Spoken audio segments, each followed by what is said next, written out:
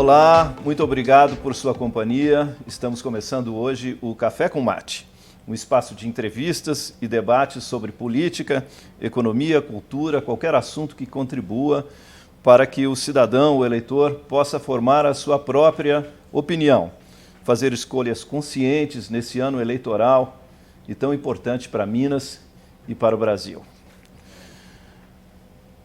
Nosso primeiro convidado é Alexandre Calil, candidato ao governo de Minas pelo PSD, tendo como vice o deputado estadual André Quintão, do PT. Calil tem 63 anos, estudou engenharia, é casado e tem 3 filhos. Foi presidente do Atlético de 2008 a 2014 e prefeito de Belo Horizonte de 2017 a 2022. Calil, qual o seu primeiro ato caso seja eleito governador de Minas? Primeiro, obrigado, Marcelo, pelo convite, pela estreia. Felicidades aí no programa. Olha, eu espero que o primeiro ato já venha com uma transição que é muito séria, né, no estado de Minas. Eu acho que esse período de transição é um período de estudo, que a gente sabe e que a gente vem estudando no estado, é que nós temos que sentar e resolver Minas Gerais como um estado economicamente viável. Né? Nós não podemos mais ter como base, plataforma, pagar salário. Então eu espero que o primeiro ato já seja um ato que se equacione os problemas, os macro problemas de Minas, como a conversa em Brasília, obviamente, que ninguém vai resolver nada aqui internamente, e que já tenha o pilar da infraestrutura, da saúde, né, já escorado nessa transição que será feita, porque eu acho que saúde e infraestrutura, que são os pilares do meu programa de governo, eu já quero entrar nisso de cara no Estado, porque pagar o salário, isso aí é básico, isso nós vamos ter que continuar fazendo. A desigualdade social do Brasil em Minas, Calil, é muito grande e piorou nos últimos anos. Um estudo chamado Segundo Inquérito Nacional sobre Insegurança Alimentar revela que hoje 33 milhões de pessoas passam fome no Brasil. Em Minas, mais de 4 milhões de pessoas estavam abaixo da linha da pobreza antes da pandemia, segundo o IBGE. O senhor tem algum projeto de renda mínima? Olha, isso não é um projeto, Marcelo, de renda mínima, né? Nós temos que ter um projeto de levar segurança para essas pessoas. Quando a gente fala segurança, é segurança alimentar. Nós estamos falando que de 33 milhões de pessoas nesse país que não comem. E esse dado de 4 milhões e 200 mil pessoas famintas em Minas Gerais, há 4 anos atrás era 2 milhões. Isso. Então dobrou. Isso. Né? Então nós temos que saber o seguinte, nós temos que realmente, é o que se fala aí, nós temos que arrumar emprego para esse povo, nós temos que dar todo mundo em casa, buscar o salário, sustentar a família, só que isso não é feito do dia para a noite. E é isso que todo mundo quer mesmo. Né? Nós não estamos falando aqui que nós vamos sustentar o Brasil com 158 milhões de pessoas, que não sabem se vão comer amanhã, né? E 33 milhões que têm certeza que não vão comer amanhã, com cesta básica. Nós temos que dar infraestrutura, nós temos que dar condição de trabalho para esse povo, porque o trabalhador, quando você fala assim, da renda mínima, quando você faz uma igualdade social, quando você chega lá, na ponta, onde há esse faminto, e ele tem condição de consumir, nós estamos levando todo o consumo para cima. Então, essa é uma atitude que está todo mundo falando. Porque tem que dar isso, tem que dar aquilo. Não é que tem que dar, não, gente. É porque tem 33 milhões de pessoas na fome. 10 milhões de crianças na fome. Tirando a fome dessas pessoas, foi o que foi feito a Prefeitura de Belo Horizonte, vamos levar a cesta básica, porque estão com fome. Então, vamos levar para a criança que está saindo da escola, porque nós interditamos a escola, uma cesta básica para cada família, porque estão com fome. Isso é urgente, isso é para ontem. Para um planejamento estrutural de um país mais justo e melhor, tudo vai melhorar. Com o quê? Com o consumo. O consumo precisa de infraestrutura, precisa de empresa, precisa do empresário, precisa de distribuição de renda para aumentar o consumo. Então é isso que nós estamos falando. Isso é que, quando você chega na ponta, você tem uma chance de melhorar a vida das pessoas. Quando você abandona a ponta, você vai criando uma casta. É o número que eu te dei agora. Nós tínhamos 2 milhões em Minas Gerais, agora temos 4. E se ficassem mais 4 anos, vamos ter 8. Então é isso que nós estamos falando. Certo. Sabe? É de programa estrutural, mas você tem que matar a fome primeiro. Você não faz planejamento estrutural com infraestrutura, com atração de empresa, com nada disso, com gente lá na ponta passando fome.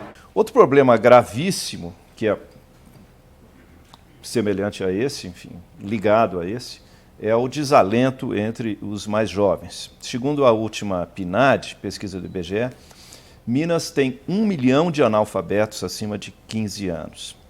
E segundo o FGV Social, com dados de 2020, 22,3% das pessoas de 15 a 19 anos não estudam nem trabalham. Como resolveu, pelo menos, minimizar esse problema dos jovens que não têm emprego e não estudam? O desalento, ele é fruto do desemprego, né? Nós temos que saber que o desalento é aquele que desistiu do emprego. Então, quando você diminui esses 12 milhões de desempregados, né? Você vai trazer esses desalentados.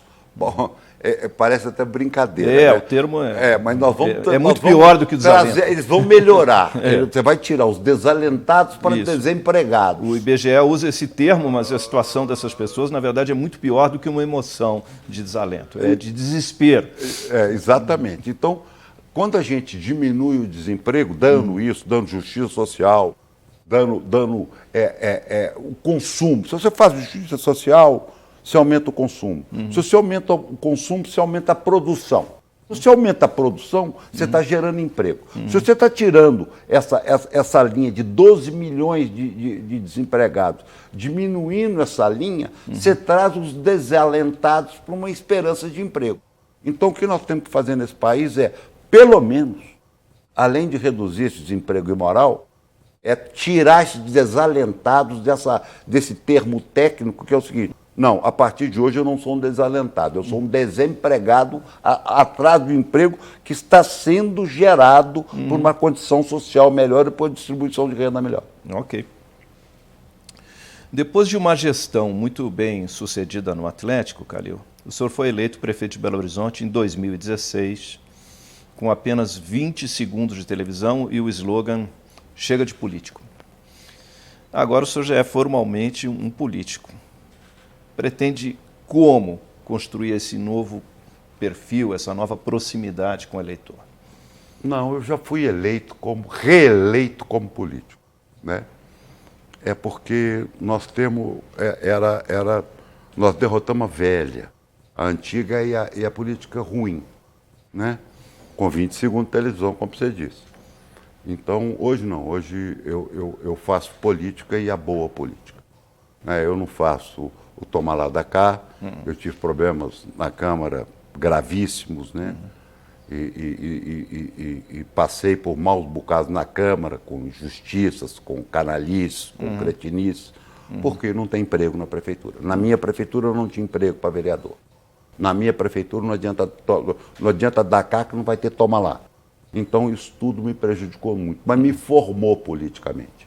Eu vi que dá para levar, eu vi que do jeito que todo mundo falou que não era assim, eu fui o prefeito mais bem votado em primeiro turno da história da minha cidade. Então, eu acho que eu fiz o meu jeito de fazer política. E dele eu não vou arredar pé. Até porque já estou com 63 anos, como você disse no início aí, eu já não estou com a idade de mudar mais. Tá certo.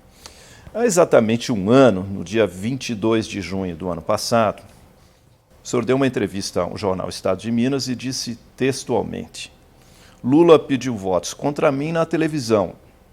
Por que eu teria a obrigação de pular no colo dele? Era a eleição para a prefeitura. Agora o senhor fez uma aliança com o PT, com o Lula. O que mudou? Que o Lula agora não está pedindo voto contra mim na televisão. Né? Ele veio pedir voto para mim, para o governo de Minas, como pré-candidato. Então, quer dizer, nessa ocasião, e foi uma costura justamente por essa nova política, muito difícil de ser construída, é que o PT era meu adversário na minha reeleição. E todo mundo falou, você tem que fazer aliança, você tem que fazer aliança. Eu falei, peraí, eu não tenho que fazer aliança. Né? Eles foram meus adversários em 2 eleições. Agora são meus aliados. Né? Então é um negócio muito simples, na época eu disse, eu não vou pular no colo deles não, gente. Se eles apresentarem uma aliança que interesse ao PT, que pragmaticamente a gente tem a mesma coisa, a mesma filosofia, eu vou fazer uma aliança com o PT, porque eu não tenho a menor condição de fazer aliança com o Bolsonaro, por tudo que eu fiz na prefeitura. Né? Eu tenho um jeito de lidar com humanidade, com pobreza, que se assemelha ao que o presidente Lula prega. Então, essa aliança com o presidente Lula, ela é boa para mim, é boa para ele, pragmaticamente ela é muito coerente. Agora, na época, eu não tinha que pular no colo de ninguém, nem ele pular no meu colo, nós tínhamos que fazer uma aliança. Tá bem. Eu vou dizer o seguinte, sabe, Marcelo? Eu sou aliado do Lula, eu não sou clone do Lula. O Lula vai mandar no país. E eu, se eleito como pré-candidato, eu vou mandar no meu estado. Então nem eu vou querer colocar a minha filosofia no governo dele, e nem ele vai governar Minas Gerais com a filosofia dele.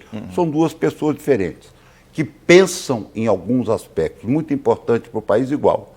E aí que se deu aliança. Tá bem. Vou explorar um pouquinho mais essa aliança com o PT. Houve muitas denúncias de corrupção contra o PT, como o escândalo do Petrolão, etc. Essas denúncias não poderiam prejudicar a sua candidatura, eventualmente? Olha, eu lido com o negócio de denúncia muito com... O Brasil hoje é o país da denúncia, né? Nós temos denúncia de rachadinha, nós temos denúncia de Petrolão, nós temos denúncia agora na Secretaria de Educação, né? Nós temos denúncia de compra de vacina com dólar. Então, denúncia é o que não falta. Então, se denúncia atrapalhar um lado, vai atrapalhar o outro. Então, nós temos denúncia na CEMIG. Nós temos muita denúncia para dar e vender. Então, é o seguinte, eu acho que, inclusive, já está passando e não cola mais esse denuncismo. Né? Essa época de denuncismo.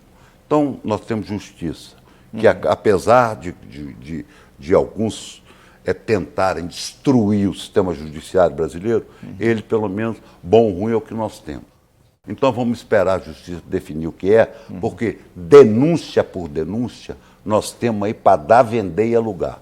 Então vamos respeitar a justiça, vamos ver o que se prova, porque nós temos denúncia até filmada que não aconteceu nada com ninguém. Então esse negócio de denúncia é o seguinte, se denúncia prejudicar, eu não me preocupo, que tem denúncia por lado de lá também. Tá bem. O Lula hoje, ele lidera as intenções de voto para presidente, mas de vez em quando ele faz algumas declarações polêmicas, digamos assim. Como, por exemplo, as declarações dele sobre aborto. Esse tipo de manifestação do Lula pode prejudicar a sua candidatura? Qual é a sua posição sobre o aborto, especificamente? Não, eu conversei com o presidente Lula a respeito disso, sabe, Marcelo? E disse a ele o seguinte, a mídia fez muito mais efeito na mídia do que no voto. E o que o presidente Lula disse, né? Eu não tenho opinião formada sobre o aborto. Não tenho opinião formada. Sei que o rico faz aborto no Brasil. Eu conheço, sem nome e endereço, porque fui atrás para saber, de clínicas no Rio de Janeiro, para ricos, que fazem abortos há 50 anos. Né? Eu conheço. Eu fui, investiguei, tenho tudo. Tenho nome, endereço, bairro, na Zona Sul de alto luxo. O que tem que se falar é o seguinte, o que ele disse foi que aborto tem que ser tratado como saúde pública. Ser contra, a favor é outra coisa. Agora, o que não pode? Num país que tem não sei quantos mil abortos por ano, que o rico tem uma clínica de alto luxo, né? E me desculpe a sinceridade, que o pobre tem que usar uma agulha de crochê. Isso não pode, isso é criminoso. Isso aí é indecente. Agora, quando você é a favor ou contra, eu até, nem se eu tivesse uma opinião aqui, eu emitiria, porque virou um tempo, não deveria ser, mas virou um tabu, eu nem sei porquê. Né? Então eu prefiro me horrorizar com uma juíza que proíbe, como eu li hoje, uma criança de 11 anos de fazer aborto porque foi estuprada, do que com o próprio aborto. Tá certo. Vários deputados e senadores do seu partido, PSD, apoiam ou apoiaram o presidente Bolsonaro. É o caso do senador, por exemplo, candidato a senador da sua chapa, Alexandre Silveira. Isso não causa constrangimentos na sua relação com o PT? Não, nenhum. O senador Alexandre Silveira, ele está enganjado na campanha. Né? Ele foi ao comício, ele pediu a todos que apoiam o presidente Lula, o Lula está pedindo o voto para ele, então isso não houve um apoio, houve um trabalho que foi feito como senador, né? E nunca foi líder, nunca foi nada, falaram muito na imprensa. E os deputados, alguns deputados, não são todos, cada um tome o rumo que quiser. Então, quer dizer, eu tenho deputados aliados que estão junto comigo, e tem deputados que são contra. E o PSD tem essa vantagem. Tá certo? Cada um fica com quem quer. Então, eu não sou o dono do partido, eu não sou o sabe-tudo, eu escolhi o meu lado, me respeitem por isso, e cada um escolhe o lado que quiser. Como é que o senhor avalia o governo Bolsonaro?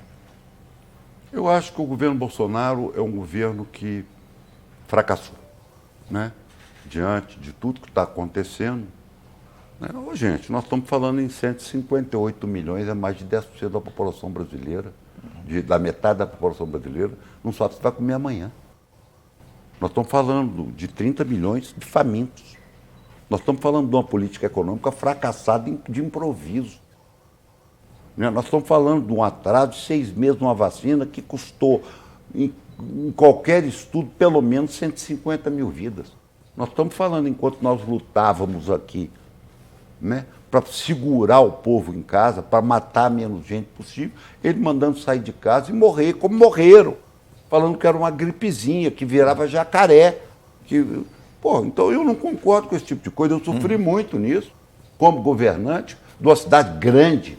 Né? Eu não fui prefeito de uma cidadezinha, não. Fui prefeito de uma cidade de quase 3 milhões de habitantes. Eu sofria muito e vi o presidente da República trabalhando contra um trabalho que hoje está provado, né? Que não atrapalhou em nada a economia. Belo Horizonte tem hoje 56 mil carteiras assinadas a mais do que a pré-pandemia, Então, quer dizer, a conta era simples. Quem vai morrer, quem vai matar mais, quem vai matar menos. Eu não posso concordar. Então, acho que o governo Bolsonaro foi um fracasso absoluto, não teve empatia, não teve coração, não teve... deixa eu te falar, governar, Marcelo, na minha opinião, é proteger o seu povo. Eu acho que faltou o sentimento de proteção ao povo brasileiro. O que eu fiz como prefeito de Belo Horizonte foi, eu tenho sentimento de proteção. Eu, como prefeito, não fui protegido, ele, como presidente, não protegeu o seu povo que o elegeu, como governador, não protegeu o povo que o elegeu, e eu tentei proteger minimamente o povo que me elegeu. Isso que me difere deles, que são amigos, companheiros de ideologia e tudo, e eu sou diferente. E volto a dizer, quero que me respeitem por isso. Eu acompanhei muito sua gestão aqui, moro aqui, evidentemente, e vi que houve um reconhecimento nacional sobre a sua gestão à frente da pandemia, as medidas tomadas. Houve também algumas reclamações de comerciantes, de setores do comércio, pelo tempo que o comércio ficou fechado, e também de pais que queriam que as escolas fossem reabertas mais cedo, né? Esse tipo de... Ou seja, a sua gestão foi respeitada e reconhecida, mas houve também setores que não concordaram. Eu acho o seguinte, eu acho que no meio da pandemia tivemos uma eleição. Né? Eu acho que o maior julgamento que existe para um político é a eleição. Certo. Então, no meio desse contraditório que você disse aí, coincidentemente era a minha reeleição para prefeito. E volto a dizer, Eu tive a maior votação da história de um prefeito de Belo Horizonte no primeiro turno. Então, no julgamento da população, eu acho que aí é número, né? Aí não é opinião. Eu acho que eu fiz certo. Calil, tem um temor, né, assim, entre formadores de opinião, vários setores da sociedade, de que não haja eleições esse ano. Ou de que o presidente Bolsonaro tente algum tipo de golpe ou cancelamento das eleições no caso de uma vitória do Lula. O senhor é aliado do PT. Semana passada, a Renata Lopretti, do G1, da Globo News, entrevistou o Ciro, uma entrevista fantástica, ao vivo, e até ela fez essa pergunta e o Ciro disse que se houver alguma tentativa dessas, ele vai para a periferia convocar a rapaziada. Como é que o senhor reagiria a uma eventual tentativa de golpe contra o PT e o presidente Lula e as eleições? Primeiro que não vai ter golpe. A história mostra, não é agora, a história mostra que candidato eleito toma posse. Né? Vou lembrar aí ao pessoal que te assiste que tentaram isso com Juscelino. Quando Juscelino foi eleito, tentaram colocar o Carlos Luz, que era o presidente da Câmara na época, e ele saiu de bate-bala no Tamandaré, tomando tiro no rabo do navio, porque os militares tentaram dar um golpe no Juscelino. Então, historicamente, no Brasil, quem está eleito toma posse. E na história da humanidade, derrotado não dá golpe. Bem-sucedido dá golpe em meio de governo. Que não é aquele golpe de metralhadora, é aquele golpe que se tentou em 7 de setembro. Vão dissolver o STF, vão fazer... aquele livro, Como as Democracias Morrem, né, o jeito moderno de destruir a democracia, fracassou. Então, passou o tempo dele. Não vai ter golpe. E, olha, o povo não precisa ser convocado para ir para a rua para golpe, não. O povo vai sozinho. Quanto mais um povo que ganha a eleição. Então, acho que se perder a eleição, vai enfiar a viola no saco, né? Pode ser voto na urna eletrônica, no papel, na válvula, no sinal de fumaça. Ele vai perder a eleição e vai sair.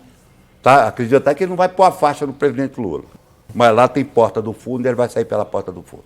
Sobre Ciro, o senhor disse para a revista Piauí, em junho do ano passado, que a melhor receita política para o Brasil era o Ciro com Lexotan. Nessa eleição para presidente, o senhor vai votar em quem? No Ciro ou no seu aliado Lula? Claro que eu vou votar no Lula. Meu voto, aliás, eu nunca deixei dúvida. Né? Desde o Atlético, quando tinha eleições no Atlético, meu pai falava assim, meu filho, quando você passar pela porta, é muito importante que todo mundo saiba o que você está pensando e em quem você vai votar. Meu voto é do Lula.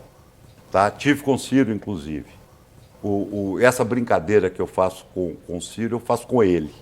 Né? Ele é muito indignado, ele fala muito mesmo, e eu não posso, também não sou muito diferente, eu não posso criticar, mas eu dessa vez estou aliado ao presidente Lula, e por formação, por caráter, por filosofia, e por tudo que eu sou eleitor do presidente Lula, vou votar no presidente Lula, vou trabalhar pela eleição do presidente Lula.